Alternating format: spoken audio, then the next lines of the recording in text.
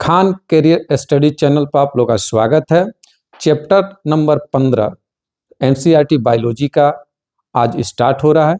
इसे आप रिवीजन के तौर पर देखें। इसके बाद इस सब्जेक्ट में लास्ट चैप्टर बचेगा जिसका हम लोग रिवीजन करेंगे। उसके बाद हम लोग 12th एग्जाम का फाइनल एग्जाम में आने वाला क्वेश्चन को रिवीजन करेंगे जो 100% लड़ने का काम करेगा। तो चैप्टर नंबर 15 का नाम है जैव विविधता एवं संरक्षण। एक तरह से ये चैप्टर फर्स्ट ईयर के बायोलॉजी में भी है, जैव विविधता। तो इसमें नाम से ही क्लियर है कि जैव विविधता क्या है। तो जीवों के बीच पाई जाने वाली भिन्नताएं जैव विविधता कहलाती है।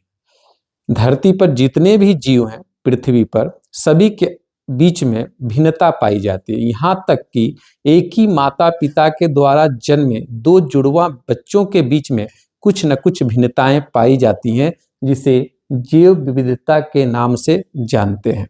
दूसरी बात, जैव विविधता जितना अधिक होता है पर्यावरण उतना ही ज़्यादा संतुलित होता है। इसलिए जैव विविधता को संरक्षित करने की जरूरत है, क्योंकि मनुष्य अपने आर्थिक स्वार्थ के लिए जीवों का अत्यधिक दोहन करता है, जिससे जीव की जातियां विलुप्त होने की कगार पे हैं, जबकि कुछ जातियां विलुप्त हो चुकी हैं, जैसे एग्जाम्पल में डायनासोर इत्यादि। तो देखेंगे इसमें जो फर्स्ट टॉपिक है उसका नाम ही है जैव विविधता, यानी पृथ्वी पर उपस्थित जीवों के बीच पाई जाने वाली भिन्नता को जैव विविधता कहते हैं। यहाँ पे जैव विविधता को 3 वर्गों में बांटा गया है। फर्स्ट है आनुवंशिक विविधता। नाम से ही क्लियर है कि आनुवंशिक स्तर पर जीवों में पाई जाने वाली भिन्नता को आनुवंशिक विविधता कहते हैं। उसी तरह दूसरा नाम है इसमें जातीय विविधता। नाम से ही क्लियर है, पृथ्वी पर उपस्थित जीवों की जातियों के बीच पाई जाने वाली विविधता को जातीय विविधता या स्पीशीज विविधता कहते हैं। तीसरा है इसमें पारिस्थितिक विविधता। पारिस्थितिक विविधता यह कह सकते हैं कि पृथ्वी पर उपस्थित पारिस्थितिक तंत्र के स्तर पर पाई जाने वाली विविधता को पारिस्थितिकीय विविधता कहते हैं। पारिस्थितिक तंत्र में क्या आता है? रेगिस्तान आता है, वर्षा वन का अलग होगा। उसी तरह मैंग्रोव, पर्वतो भीति जिसे कोरल रीफ के नाम से जानते हैं, आर्द्र भूमि होती है, ज्वारंतमुख होते हैं। तो ये पारिस्थितिक है, वहां पर पाई जाने वाली जीवों के बीच में जो विविधता होती है उसे पारिस्थितिक विविधता कहते हैं। यहाँ पे दिया हुआ कि पृथ्वी तथा भारत में कितनी जातियां हैं। तो पृथ्वी तथा भारत में जातियों की जो संख्या है वह अनगिनत है। कंप्लीट जानकारी आज भी उसकी नहीं है कि धरती पर जातियों की संख्या कितनी है। फिर भी किताब में दिया हुआ है कि IUCN जिसका पूरा नाम है international union for conservation of nature and natural resource, 2004 के अनुसार अब तक दर्शाई गई जंतु और पादपों की कुल संख्या याद करना है 1.5 मिलियन से कुछ अधिक है। 1.5 मिलियन IUCN 2004 के अनुसार। लेकिन यहाँ पे जानने की बात है कि हमें यह ज्ञात नहीं है कि अभी और कितनी जातियों की खोज तथा व्याख्या शेष है। तो जातियां कितनी है इसकी कंप्लीट जानकारी अभी भी नहीं है। यहाँ पे दे रखा हुआ है कि कुछ चरम आंकलन की प्रयास 20 से 25 मिलियन है, लेकिन रॉबर्ट में साइंटिस्ट हैं, रॉबर्ट में द्वारा दिया गया एक अधिक संतुलित तथा वैज्ञानिक रूप से शुद्ध आकलन वैश्विक जातीय विविधता को लगभग 70 लाख तक मानता है। याद रखना है यहाँ पे 70 लाख नाम रहेगा। रॉबर्ट मे के द्वारा सबसे शुद्ध आकलन माना गया है 70 लाख। चलिए अब अगले टॉपिक में हम लोग देखेंगे। अगला जो टॉपिक है वह है जैव विविधता के प्रतिरूप या इसी को बोलेंगे पैटर्न। तो पैटर्न मतलब जैव विविधता के प्रतिरूप क्या है, कहाँ किस तरह के जातियां पाई जाती हैं। इसमें सबसे पहला दिया है अक्षांशीय प्रवणता। अक्षांशीय जानते हैं कि पृथ्वी पे जो अक्षांश होता है वहां पे जातियों की संख्या भी अलग अलग होती है। यहाँ पे दिया भी हुआ है कि अक्षांश जो है दे रखा है कि बहुत से जंतु और पौधों की समूह में रोचक विविधता मिलती है, जिसमें मुख्य रूप से अक्षांशों पर विविधता में क्रमबद्ध प्रवणता है। क्रमबद्ध प्रवणता यानी चढ़ाव उठाव है। ऐसे समझे, पृथ्वी का जो भूमध्य रेखा होता है वहां पे जातियों की विविधता सबसे अधिक पाई जाती है, और जैसे जैसे उसके उत्तरी ध्रुव और दक्षिणी ध्रुव की तरफ बढ़ते हैं तो जातियों की संख्या में कमी पाई जाती है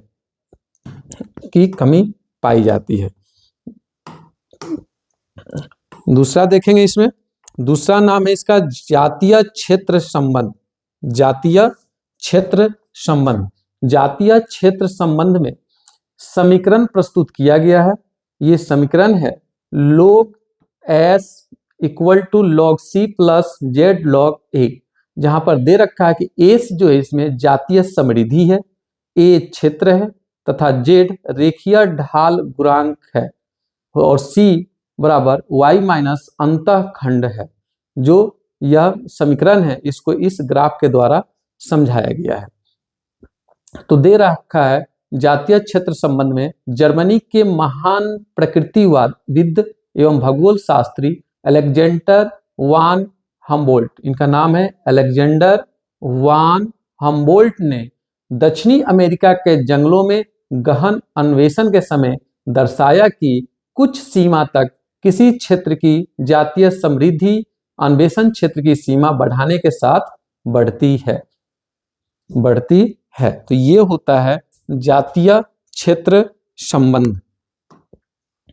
उसके बाद इसमें देखेंगे तो अगला जो आ रहा है इसमें जातीय विविधता का पारितंत्र में महत्व। ये बहुत इंपॉर्टेंट टॉपिक है जो एग्जाम में अक्सर आता रहता है।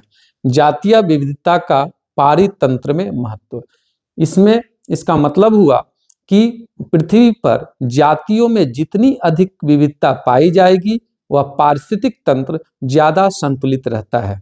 यदि किसी कारणवश उस पारिस्थितिक तंत्र की एक जाति विलुप्त होने के कगार पर या विलुप्त होती है तो उस पर आश्रित दूसरा जाति के जीव विलुप्त होने के कगार पर पहुंच जाते हैं। इसलिए जातीय विविधता का पारितंत्र में बहुत महत्व है। आगे देखेंगे हम लोग, इसमें है जैव विविधता की क्षति। जैव विविधता की क्षति तो मनुष्य अपने आर्थिक स्वार्थ के लिए कुछ जीवों की जातियों का अति दोहन करता है, जिससे जैव विविधता की क्षति हो जाती है। या कुछ भौगोलिक कारक के कारण भी जीव की जातियां समाप्त होती हैं। जैसे दे रखा है यहाँ पे देखेंगे तो IUCN की लाल सूची 2004 के साक्ष्यों के अनुसार पिछले 500 वर्षों में, याद कर लेना है, 500 वर्षों में 784 जातियां विलुप्त हुई हैं। 784 जातियां विलुप्त हो गई हैं विगत 500 वर्षों में। इसमें कौन कौन से हैं तो 3 से 38 कशेरुकी हैं जिनमें रीढ़ की हड्डी पाई जाती है। 359 अकशेरुकी हैं जिनमें रीढ़ की हड्डियां नहीं पाई जाती हैं। और पौधों में कितनी 87। सबको जोड़ेंगे तो हो जाएगा 784। उसके बाद देखेंगे दे रखा है कि पिछले 20 वर्षों में अगर इसकी गणना की जाए तो 27 जातियां विलुप्त हो गई हैं। 27 जातियां विलुप्त हो गई हैं। तो इस तरह से जैव विविधता की क्षति होती है।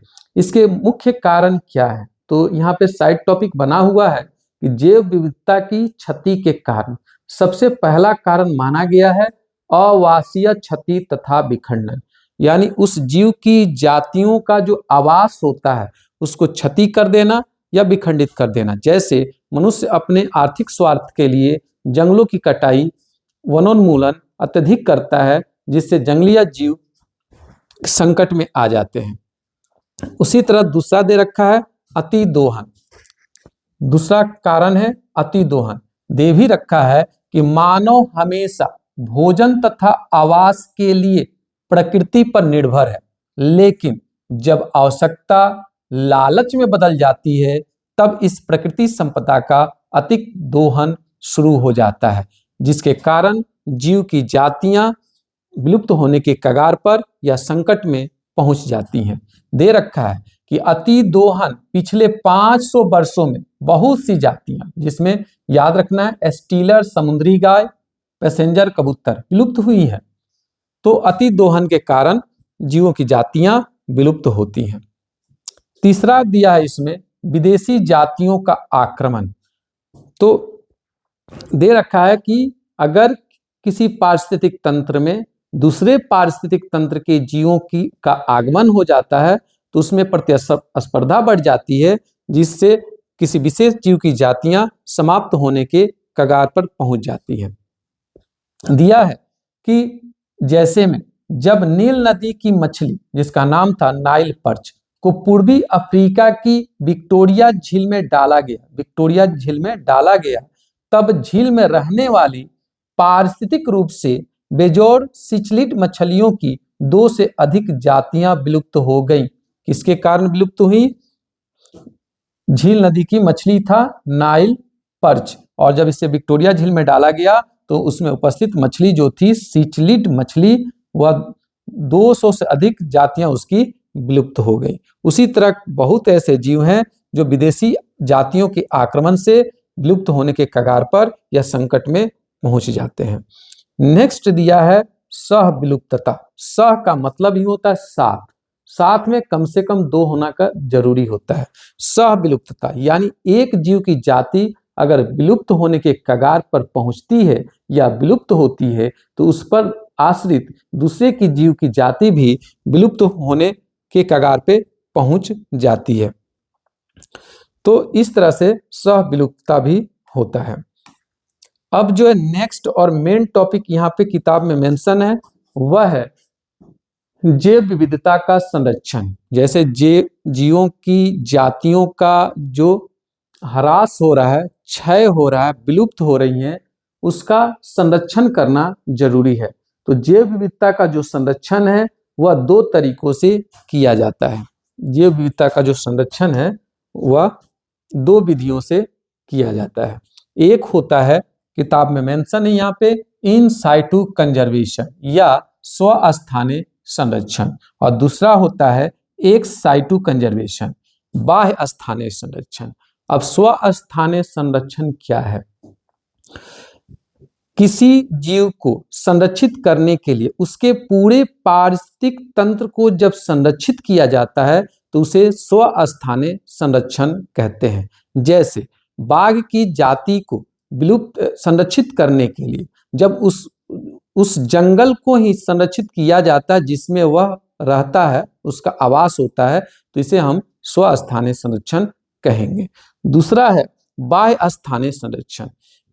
संकटग्रस्त जीवों को उसके आवास से हटाकर किसी दूसरे स्थान पर संरक्षित करने की प्रक्रिया को बाह्य स्थानीय संरक्षण कहते हैं। जैसे बाघ को बचाने के लिए उसके आवास यानी उसके पारिस्थितिक तंत्र से निकालकर चिड़ियाघर इत्यादि में रखने और संरक्षित करने की प्रक्रिया को बाह्य स्थानीय संरक्षण कहते हैं। तो जैव विविधता का संरक्षण 2 तरीकों से किया जा सकता है। एक होता है स्वस्थानीय संरक्षण और दूसरा होता है बाह्य स्थानीय संरक्षण। अब देखेंगे हम, अब अंत में कुछ बातें हैं जो इसमें लिखी हुई है। जैव विविधता के लिए कोई राजनीतिक परिसीमा नहीं है। कह रहा है कि जैव विविधता के लिए कोई राजनीतिक परिसीमा, बाउंड्री नहीं बनाई गई है, इसलिए इसका संरक्षण सभी राष्ट्रों का सामूहिक उत्तरदायित्व है। यानी कोई एक ही देश जैव विविधता को संरक्षित करे यह जरूरी नहीं है, हर देश कर सकता है। दिया है कि वर्ष 1992 में रियो में हुई जैव विविधता पर ऐतिहासिक सम्मेलन में सभी राष्ट्रों का आह्वान किया गया। 1952 में ऐतिहासिक सम्मेलन हुआ था जैव विविधता के संबंध में। वे जैव विविधता संरक्षण के लिए उचित उपाय करें, उनसे मिलने वाले लाभों का इस प्रकार उपयोग करें कि वे लाभ दीर्घ काल तक मिलते रहें। यानी अगर किसी जीव जातियों से अगर कोई लाभ प्राप्त हो रहा है तो लंबे समय तक प्राप्त हो, ना कि वो विलुप्त के कगार पे चले जाएं। इस तरह से ये चैप्टर फिनिश होता है और इसे आप समझें, और इसका नेक्स्ट चैप्टर हम लोग नेक्स्ट वीडियो में बनाएंगे और इसके साथ ही सब्जेक्ट बायोलॉजी फिनिश होगा। उसके बाद हम लोग प्रीवियस ईयर का क्वेश्चन जो एग्जाम में 100% लड़ने का काम करेगा उसे हम लाएंगे। तब तक इस वीडियो को लाइक करें, सब्सक्राइब करें, शेयर करें और कमेंट जरूर करें। धन्यवाद।